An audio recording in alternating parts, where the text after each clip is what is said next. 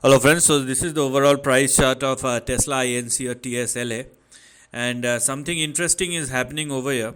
Although I do feel that the correction is not yet over, but when you look at the current price behavior, you will see something else. But at the end of the day, you have to respect the price. Does not matter what you and I are thinking, but whatever is going to happen, it is specifically conditional. So we have a fresh breakout that has just happened over here, as one can clearly see. Now the reason for looking this as a conditional breakout is because the stock is technically trading in between these three narrow lines. So there is a range in between which this particular stock is trading, and unless the stock surpass and sustain above all these levels, the stock considered to be in a range itself.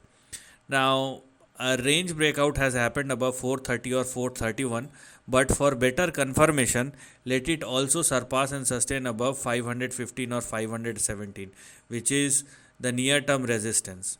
And only if the stock surpass and sustain above, it is not 517. Let me zoom this chart. So it is near 509, 505 or 506. So let the stock surpass and sustain above 500 or 510 or above. Okay, if it does not, then it will still be considered as uh, you know as a stock which is trading in between a range. So although we have a price fresh breakout above 430, but the stock considered to be in a range unless we have a breakout above 506 or 510.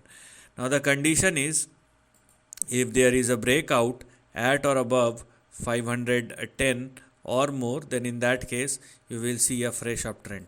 So everything is conditional over here. Do not simply assume that a big uptrend or correction is done and fresh breakout has already happened and the stock is now ready to move higher. No, unless the stock surpass and sustain above 510 or above, you cannot be sure about it.